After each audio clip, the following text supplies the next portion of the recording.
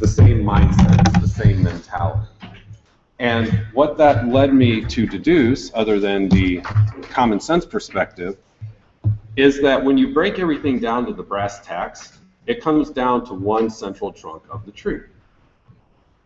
Now, that central trunk is that there's always a new paradigm or a new society coming in and taking or overlaying on a previously existing paradigm in society. Pretty common sense. We've seen that. It's cyclical through history, right? Well, I'm also an astrologer. And that takes things a very interesting bent because you learn things in astrology that it seems the Western traditions have forgotten or neglected over the years. First and foremost is the concept of Venus, the morning star, as Lucifer, the light bringer. Something I read many years ago stuck with me, and it was one of the seeds for this presentation. And that is the fact that in the time of the ancients, Venus was known as the bearded one. Because as she crossed the sky, there was a tail that was behind her. It is believed that that tail at that time was made of interstellar dust or things that may have been caught in her orbit. Now, for those of you that may not be aware, Venus's orbit over an extended period of time forms a rose.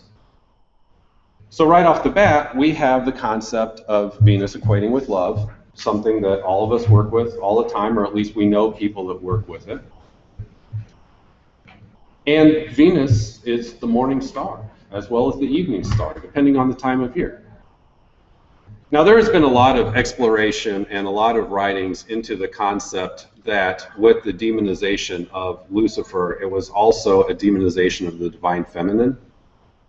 I'm not going to go into that so much because personally I think that's pretty common knowledge to a lot of us. If it's not, please talk to me later and we can discuss it further.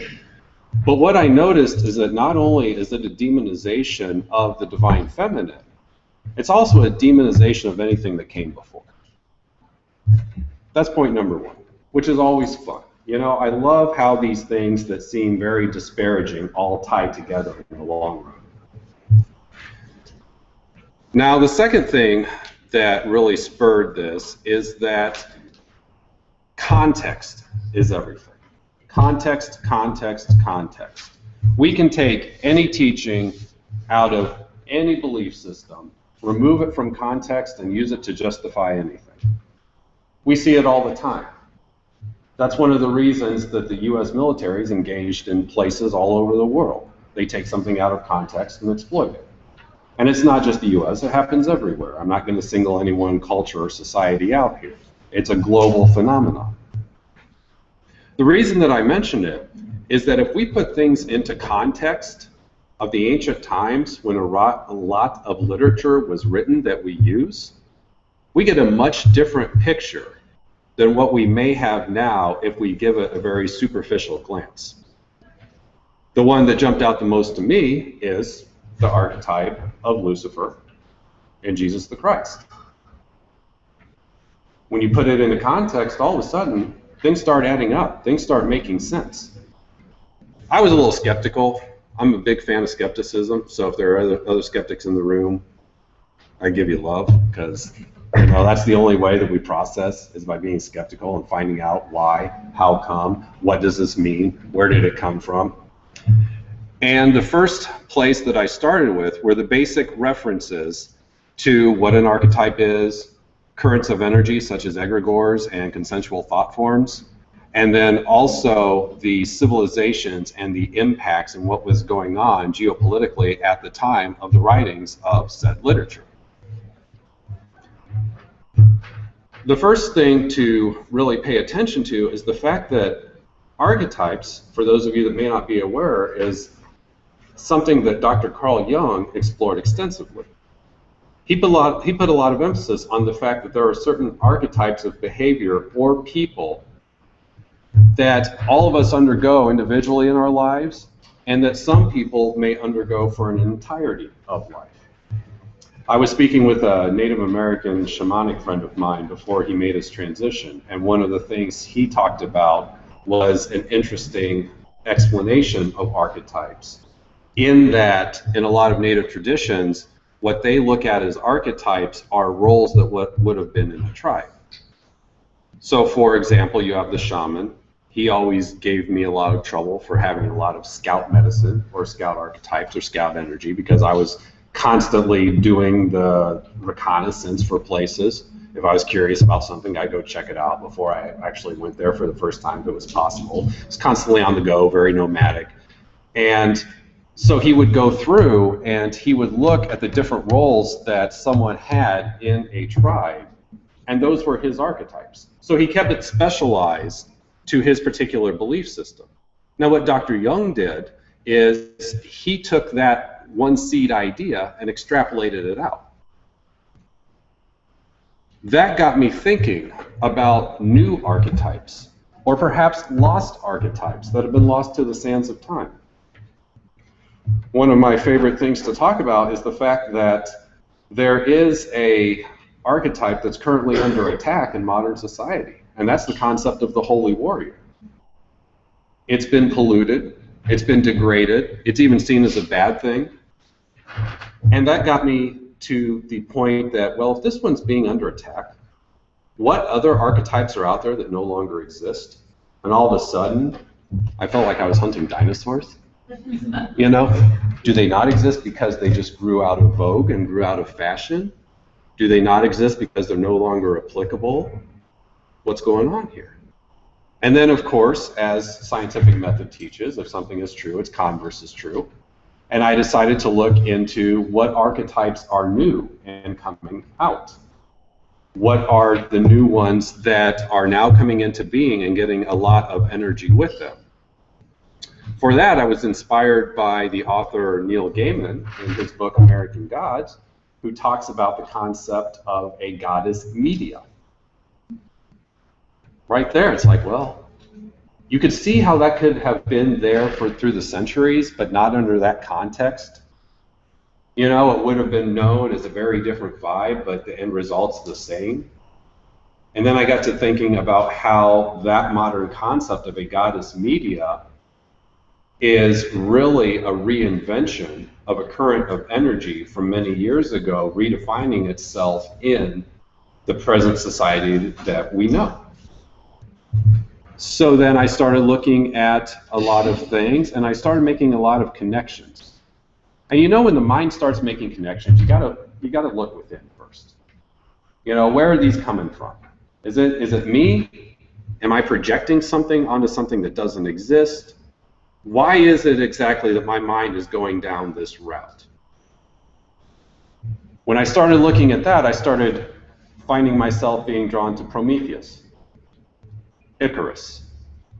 A lot of those beings that dared the wrath of the gods to bring fire down to man, or they flew too close to the sun and they died on waxen wings. We all know the stories, right? And I noticed that all of them had something in common, which was the idea that they chose to go higher than the average person, and while they may have paid a price, in the end, the lessons that they brought were worth it. And then, boom, all of a sudden, oh, Jesus the Christ. That's pretty interesting. From a non-religious, non-spiritual kind of context, that's kind of what he did to the people that worked with him. Fascinating. Oh, wait a minute, I know that story. It's the story of Lucifer. Wait a second. No. No, you mean, let's see what evidence is there. So I began looking into evidence. I started looking at the facts. I'm a big fan of subjectivity and objectivity. Everybody has an opinion. And because of that, all opinions should be respected. Now, yes, we should all consider the source. But once that is removed from the equation, unless there's evidence and fact to back it up, all should be respected. Having said that, I get proven wrong a lot. I'll be the first to admit it. And I usually get proven wrong because people show me evidence and facts and say otherwise. I say, okay, you're right. Eat crow, no pun intended. And then just go about my life because I was in error and I was correct. So I started off with the facts of this kind of concept. What are the facts in the case? What is it that is known? And I mean archaeologically, sociologically known about Lucifer. than what is known about Jesus the Christ. That's where things really get interesting. If you can't tell by now, one of the foundation points that I am going to use in this presentation is that there was a figure known as Jesus the Christ who did flesh and blood exist. As far as a lot of his story goes, I'm not really going to touch a lot of that because it can be taken so many different ways. It's been polluted over the years, and quite honestly, just not worth my time. There are very few references to Lucifer, as we all know. But the big one that I like to use and I like to look at a lot is in the Old Testament, specifically in the book of Isaiah. It talks about a parallel between a Babylonian king and this concept of Lucifer. Cute. Love it. I'm all for metaphors and allegories if they're done well. Well, this one wasn't really done that well. Not really. When you look at the Hebraic gematria of it, you get a value of either 75 or 1285, 635, depending on how you calculate it. Interestingly enough, 75 also is the value of the Pleiades. So next time you're out in the night sky and you see the Pleiades, you can say, "Hi, Lucifer." Also corresponds to the Thelemic goddess Nui and Lamentation. I thought that was kind of nice. You know, I'm kind of a closet horror movie buff, so when I see Lamentation, I think Lament configuration for Hellraiser, and it just goes kind of crazy. But I share that here because Lamentation has to do with a little bit of sorrow. You know, you're lamenting about something. So then, Kabbalistically, the concept of Lucifer is also a lamentation or a harken back to something as it was, rather than as it is now. Cute. I like it. It's implied sorrow. Nice. Now, we all know the basic story of the fact that Lucifer was the greatest of angels, fell or was cast out from heaven when he wanted to be equal. Wait a minute, hold on, time out. He just wanted to be equal. The Theosophists do a wonderful job of extrapolating this with regards to the David kingdoms. And for those of you that have not looked into angels and Lucifer from a theosophical perspective, I strongly encourage you to do so. I didn't touch anything having to do with angels for a good 12, 13 years after I left that paradigm behind because it had a bad taste in my mouth. So I wanted to look at a new context to put everything in, and Theosophy provided the clarity that was necessary. H.P. Blavatsky liked it enough that her magazine was Lucifer. Alice Bailey, and through her, D.K., who was channeled, even set up what was originally supposed to be called Lucifer Trust, and they changed it to Lucius Trust. So it's a common theme that runs in key literature pieces that these light workers use. Funny how you don't hear them mention that. But it's also funny to see the look on their face when you do. So Lucifer was punished for wanting to be equal to Yahweh. So right in there is the implied threat: if you seek equality, you will be punished in some sorts. Well, I can live with that. I mean, as far as I'm concerned, we're all equal. When it comes down to the end of the day, we all get dressed the same way. Matter of fact, when we die, we're all going back to the earth. Even if we're cremated, those ashes are going somewhere. There's not one thing that separates any of us. And therein also lies the greatest individuality. So as Lucifer came down, he took 30% or 33% of the angels with him, and blah, blah, blah, blah, blah, blah, blah, blah, blah. But you know, Jesus the Christ went through the same thing. He descended. As a matter of fact, he did it twice. Whereas Lucifer said, "Hey, Yahweh, I love you enough, I want to be equal to you. Oh, you're going to punish me for being equal? Okay, I'm out," and never to return. He just went and did his own thing. He said, if I can't be equal, I'm not interested. Jesus the Christ descended the first time into physical form, and then the second time, after his death, nudge, nudge, wink, wink, he descended into hell. That's cute. And then came back up with all these souls, and you have this glorious, epic story that really gets the blood stirring, especially if you're a big fan of comedy. So he really did it twice. Yeah, I guess I should interject. I kind of got a dry sense of humor. So you have to wonder if I'm joking or serious. 9 times out of 10, I'm joking. It's gotten me in trouble with many relationships. So we have the idea that while Lucifer, the archetype, came first, Jesus the Christ did it twice. Well, okay, that's cute. That's one nice little parallel. I like it. There's also the fact that the concept of Jesus the Christ being the Son of God is highly subjective and open to interpretation. But there is something that I have gotten from studying the works of Greg Braden and a few other people like Drunvalo Melchizedek over the last 15, 20 years. And that is the concept that at the time of his incarnation, Jesus the Christ was the first evolved human to make a faith shift transition, i.e. was no son of God. I'm an ordained independent spiritualist minister.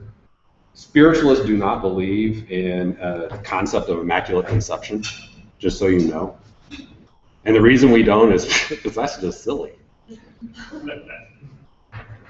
So Jesus the Christ was the first human who evolved to the point where he could make a phase shift transition that was known to the locals as death.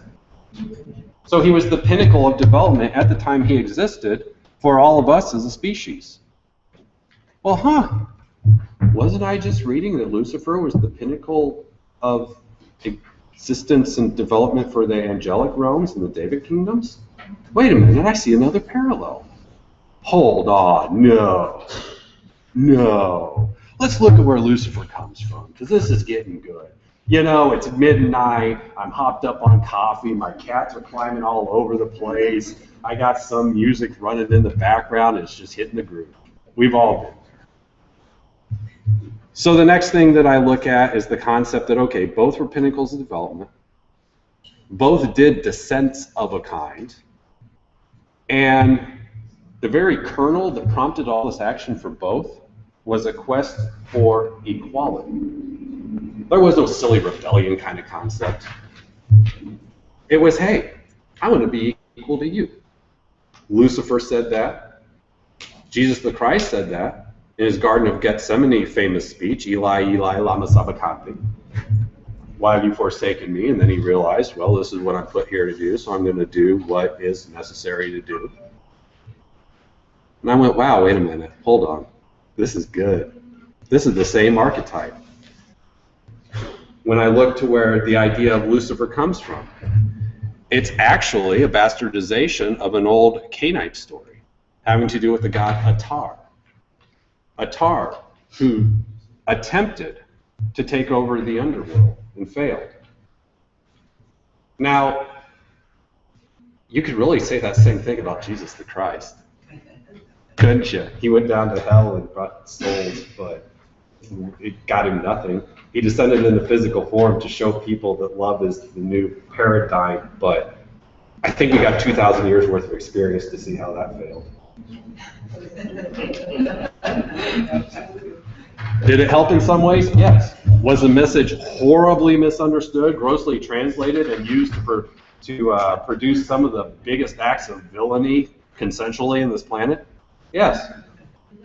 You could call it a wash then. I guess maybe I correct myself. It was kind of a wash. I just really identify with those ancient Egyptians. And when you have an empire that stands for 3,000 years and you don't have those kind of things, it kind of puts it in stark contrast.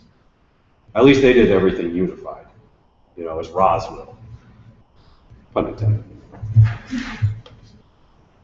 Now, for those of you that may not be familiar with the David kingdoms, they cover everything from the fairies to the angels. They're those energetic beings that simply exist like we do.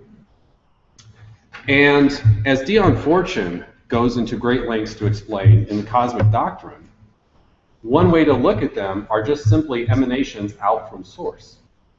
So what we would call archangels and the brightest of angels are those that are closest energetically to the primal seed of creation. So in that way, it's like ripples coming out from where the stone was thrown into the ocean that created all of manifested reality. That's where I said, okay, I can put my own little spiritual baggage on on the shelf and forget about it because it's all resolved. Now I understand. So when you look at Lucifer, he was the closest, which means that if you wanted an entity that was similar to Yahweh, you look no further than him. For he was the light, where Yahweh, arguably, was the love. You got the whole love and light kind of concept. Isn't that cute? Now, Atar from Canaanite mythology attempted to take over the underworld and was punished for it. And the author of that book in the Old Testament knew that story and drew parallels from it, and yet it was taken out of context. If you ever want something fun to do, I strongly encourage you to take things out of context and watch people freak.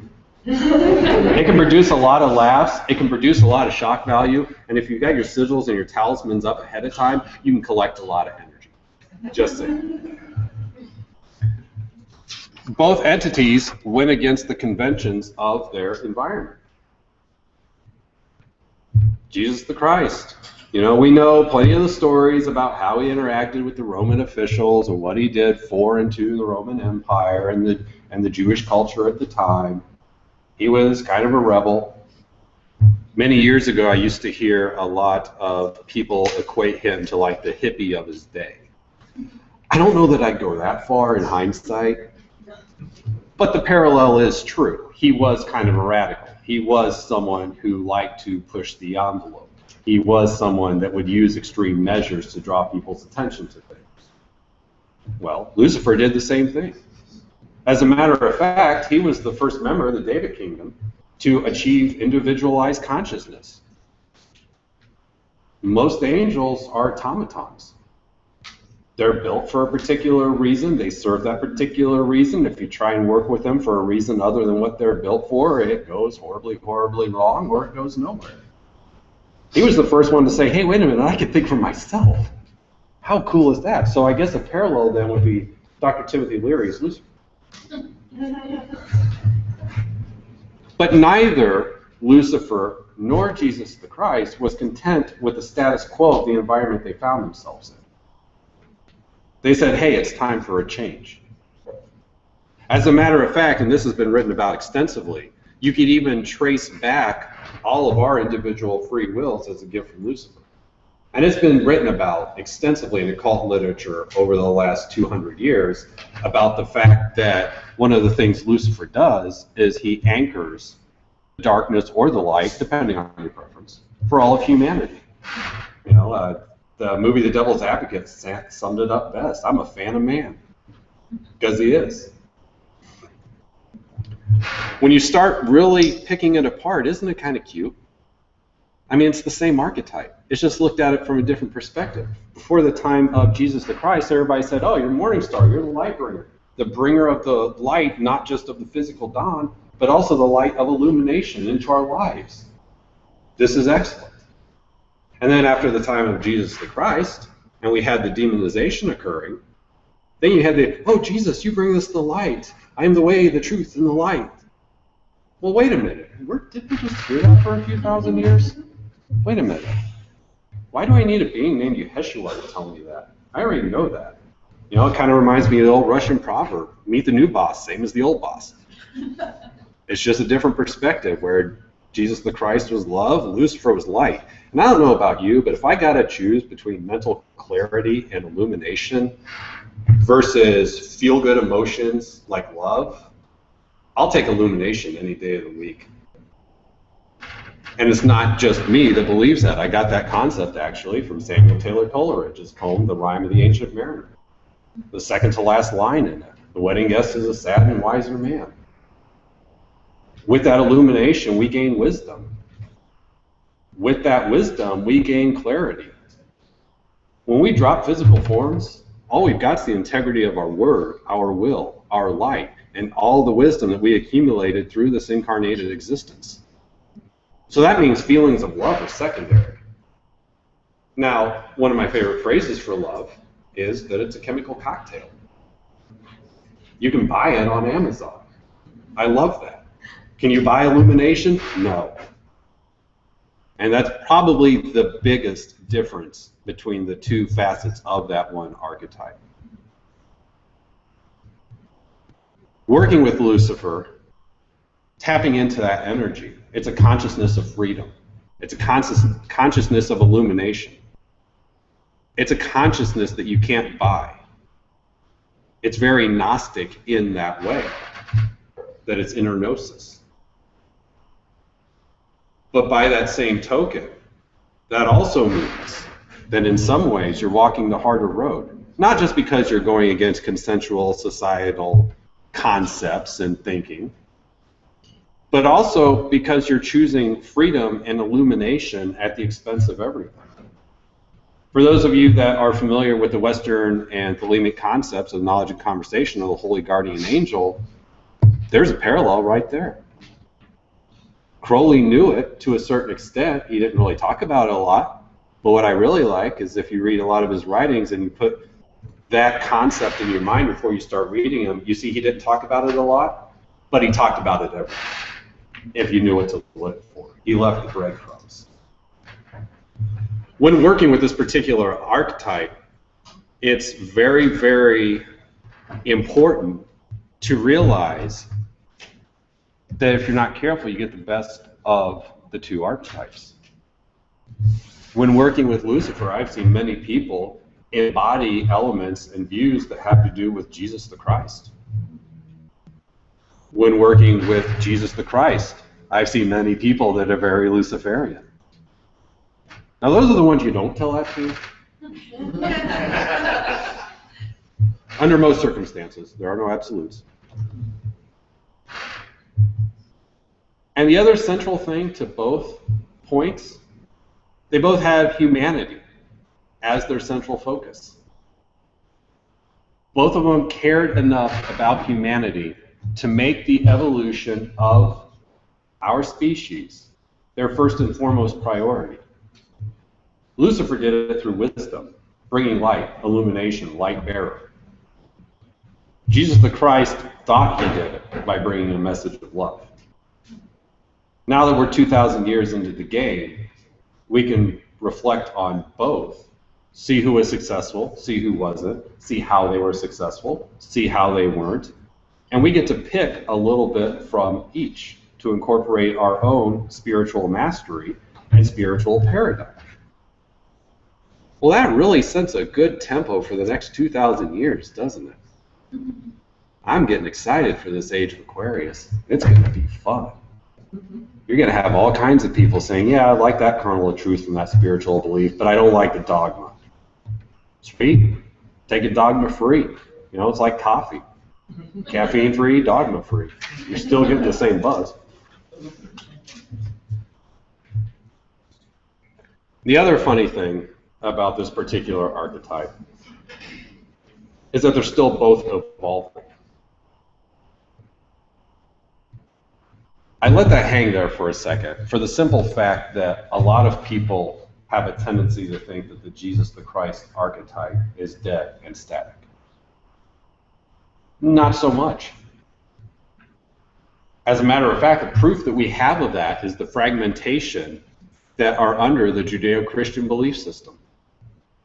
And now if you look at a lot of New Age, whatever that means, concepts, they are stripping out Jesus the Christ from a Christian perspective, treating him as an ascended master or a guide and teacher. And that gets a lot of people that may feel disenfranchised with their own belief systems. But then it also gets the people who say, well, if it's true for Jesus, it's true for Lucifer, isn't it? And then, of course, if somebody comes along and says, no, well, there's your hypocrites. There's your poisons. That's not even your Samael. That's just the straight fluoride in the water right there. Because they are. They are both the same thing. You can take them both out of context, but the secret to doing it is to understand. As Rumi said, take the pearl, leave the shell behind. Leave the dogma behind. It's easier to do with Lucifer than it is with Jesus the Christ. It's easier to do with Lucifer?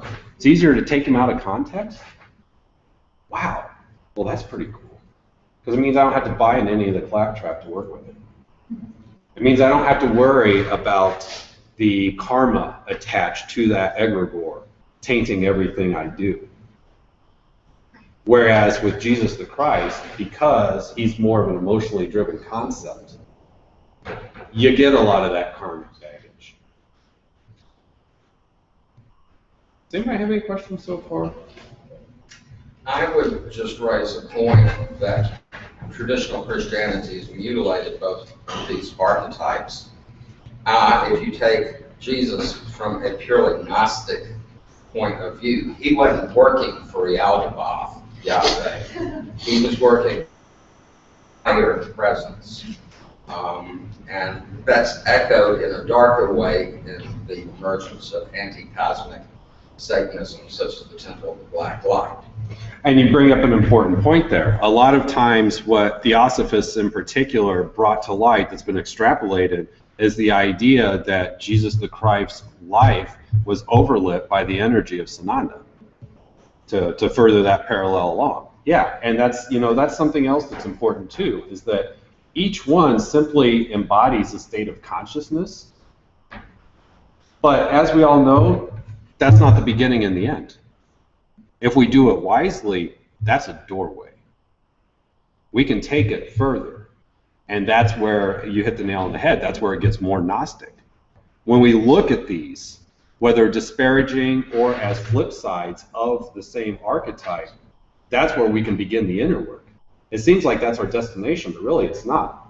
That's just going to the mouth of Lilith's cave, and then we can go down.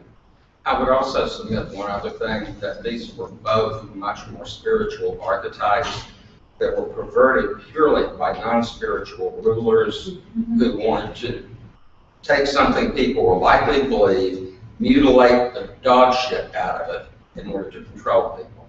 I completely agree, and we've seen that happen so many times in world history, and even if you take world history away from the equation, we've seen it so many times in this 100 years. I was talking to somebody this morning about Jim Jones. Same kind of concept. It's all a control mechanism. Yeah, I have a question regarding the gematria on here. Remember 75, is that Hebrew gematria for Hillel, or is that Roman for Lucifer? That is Hebrew for Hillel. You mentioned a separation of illumination and love, and you said that illumination is inspiration and that love is chemical.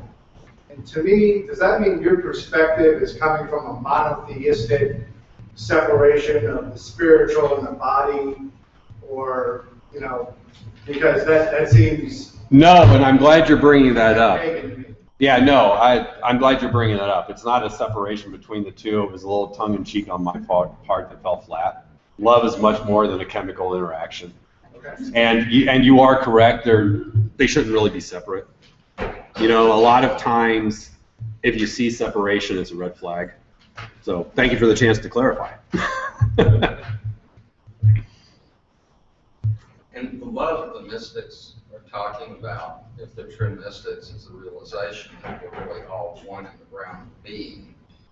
And love amongst humans is best done by recognizing the commonality between two souls. Exactly. You know, without love, we wouldn't be here. And love is the same in that regard. Yeah, without love, we wouldn't be here. You know, the sperm loves the egg.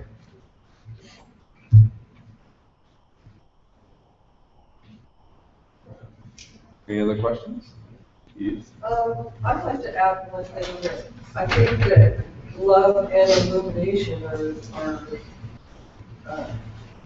inextricably tied together, because the more illuminated you become, the more love you feel for people, things, animals, the universe in general. And I think it's more, I don't know, it's a spiritual love, more of a spiritual. And that has been corroborated scientifically in the last few years by work of Dr. Masamuro Emoto. with the experiments on Mars. We live in a solar system where the highest vibration is love. If you want to get anywhere, I'm sure most of us have heard the phrase from the time we were this tall until now, you get farther with honey than you do with vinegar. It's the same concept. Love is the highest vibration in the solar system at this time. And I agree with you completely. If done well, the two are inextricably linked. And as a matter of fact, if you're doing one without the other, you're short-circuiting not only your growth, but the evolution of the entire species, which therefore affects the planet. Anybody else? Yep. I'm not exactly sure how to frame this question, but the concept of the parallels between Lucifer and Jesus the Christ brings to mind, like, how would that impact the understanding of something like the transubstantiation in like a Catholic style mass? Well, on one hand, it opens the door to more creative applications of transubstantiation. On the other hand, and this is purely cynical on my part, on the other hand, it's like a tick riding on a dog's back. Every time that transubstantiation happens, well, there's Luciferian energy in it. So then you can siphon off that energy like a psychic vampire if you choose. Yeah, I completely agree. That's one of the reasons I love going to Mass. I don't go often. You know, I kind of tempered myself after I began to smolder one time back in my 20s when I went. But it is worth mentioning that when that's occurring, that energy's there. Every time a new church is built, I don't necessarily think, really, they're moving in here too? No, I don't think that at all. It's like, cool. Keep feeding the machine. Keep feeding the beast. I'll take it. It's free energy there for the taking. But getting the wafer out without it dissolving is a bitch. Yeah. Yeah, you better be well versed in alchemy. The mythos of Atar and love. I was wondering if maybe you could comment. It's kind of interesting, like when you look at it, and if I remember the story correctly, basically Hillel basically has head out from hell. They don't belong. And you know, I recognize Yahweh as the demiurge, but it seems like depending on the stories you're reading, El sometimes made out to be the demiurge, and sometimes he's made to be out as that being higher than the demiurge. Well, you know, that leads us down a very controversial wormhole, so I'll just touch on it just to get the blood boiling for all of us. And that is the fact that if you follow that parallel through, yes, there's a lot of parallels in those stories. But I see it kind of the same way that people who blend Lucifer and Satan or Shaitan together, they're separate beings. So it's wise to metaphysically know where one ends and the other begins. Could they be a continuation? Yes, and most definitely time has proven that it was a blending of those two energetic or magical currents that's produced the current state of affairs. But if you take it back to the brass tacks, they're separate. Now, addressing the demiurge concept, could be. I'll freely admit that I don't know. I didn't look in that direction. But I did find it very interesting that when you work with egregores and you work with thought forms, more technical terms become secondary to an intuitive understanding of the energy. You know, when I was looking for a lot of research, not just in books, but also online, I would find web page after web page of technical talk, technical talk, technical talk, and it's a bunch of circular nothing. Even though it's right, there's not the Gnostic side. There's not the experiential wisdom that can come from it. So could it be? Oh yeah, definitely. And that's the same reason that Satan and Lucifer are separate. They should be. They're only together to those who don't have the discernment to separate them out. Let me argue with that a little bit. Feel free. Let's use a fully tantric model. Ah, I've okay. heard people regard Lucifer in the guise of Venus is female. Mm-hmm. Yet, we are united even though we are separate. Mm-hmm. And if you follow the tantric model through, you're 100% correct. That's sort of how I put it together. I mean, so I regard the Temple of the Black Light fairly highly. I'm not a member, but I like their literature. And they have a view that Satan and Lucifer are one. And Laura and I were talking, and she provided some idea that really sort of got me thinking, if you take it in a tantric union kind of way. Also, one other thing is that, you know, how sentient are these forces actually? You know, all things behave according to their nature. So we could say that electricity has a sentience, that it will zap me if I do not obey its rules. You know, I often think that the entities we're looking at regard us on the same order as us looking at a raccoon. And if the raccoon approaches me, I may go, hey, that's a good little raccoon, I'm gonna throw it a tree. You know?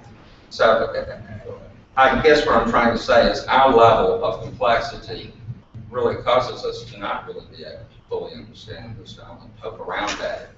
I mean, shit, we don't even know how our own bodies work fully, you know, so. Well, and I do agree that if I'm with people that share the view of Lucifer and Satan being blended into one consciousness, I never argue it because that's my opinion and that's their opinion. And we can live and let live and produce a lot better results than getting into nitpicky verbosity. However, I have found it to be a very sentient current.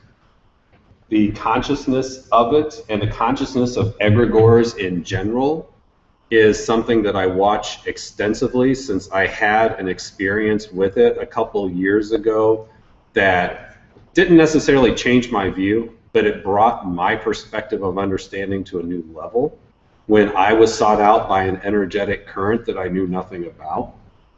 So then, and it was a healing modality.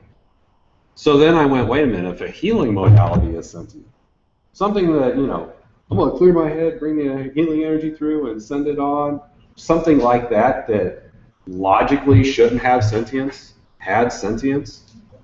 Lightning strikes in certain places due to certain rules. I mean, why did I, when I was 17, pick up a copy of the Satanic Bible, and all of a sudden I'd read Ayn Rand, and then, you know. Exactly, and that's what got me looking at it. Yeah, that's what we got me looking at the sentience a little bit more closely. Because I always knew that currents had sentience.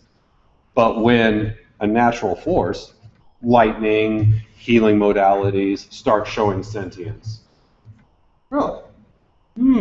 I got some internal work to do, don't I? I was just going to say, to add to that, with the combining of Satan, Lucifer, Shaitan, that I think that also depends on the way you look at it from a theistic or non-theistic view. And the reason I say that is because if you approach it from an historic, view, and historically where these people came from, where these beings came from, and how they evolved into what we know today, or and that you could easily take those to see, or you could easily take those three in particular and show how they became and evolved from one another. So that right there, can be a connection in showing, that they are connected.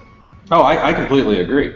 Yeah, actually, earlier this morning, I was talking to someone about the fact that really, once I got past the initial teenage angst, adversarial, rebellion kind of mentality, and I started looking at things, my first love's Egypt. I started with ancient Egypt and put everything in context of that, anything dating back to Old Kingdom and pre-dynastic times, and the older I get, the more that encompasses the Draconian era more than anything else.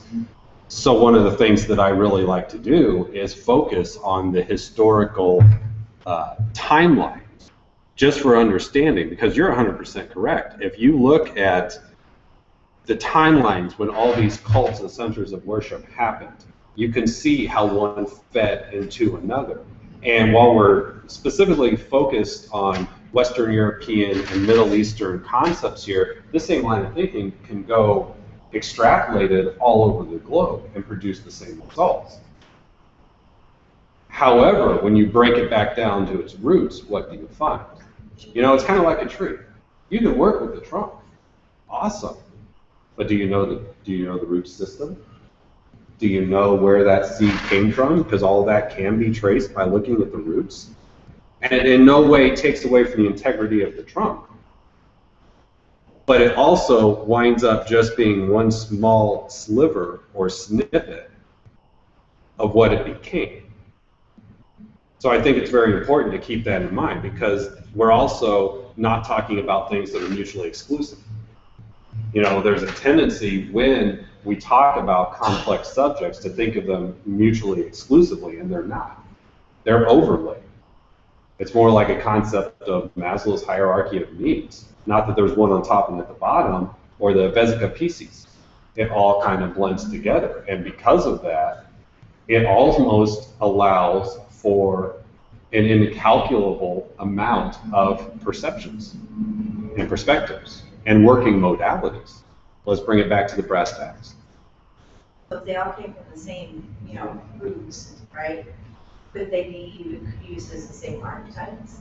And people generally do. That's the most common archetypal structure that they use, is use it as one. And people do that.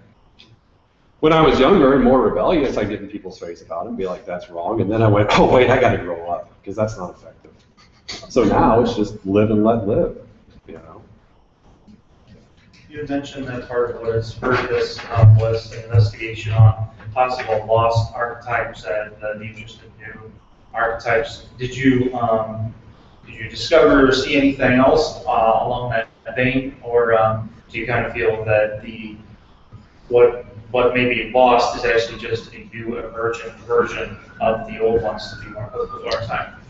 I didn't get a chance to go very deep on the lost ones versus the new ones as much as I wanted to, because I wanted to keep it focused specifically on the history for the conference. But let's take the second half of what you said and put it into context.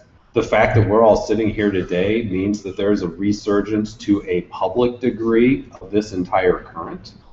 So in that way, I see it as an old current reinventing itself, which I absolutely positively adore. It's about time. And it's about time that the sociological and world conditions are right, that it's acceptable. If it wasn't acceptable, we wouldn't be here. We may have to keep it to ourselves when we leave these four walls, but by that same token, that's kind of a current reinventing itself. I've written about that extensively in many essays, about the concept that it's what we do with it. It is energy, after all.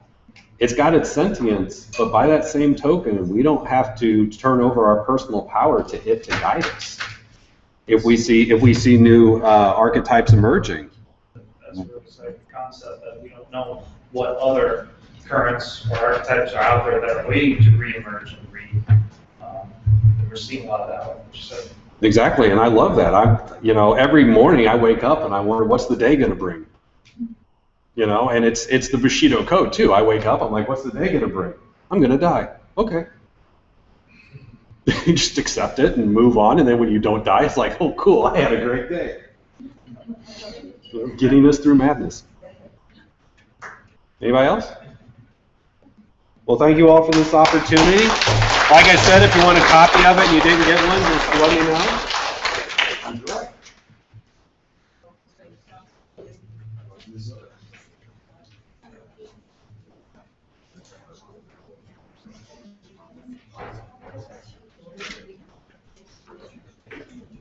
No, it's fine.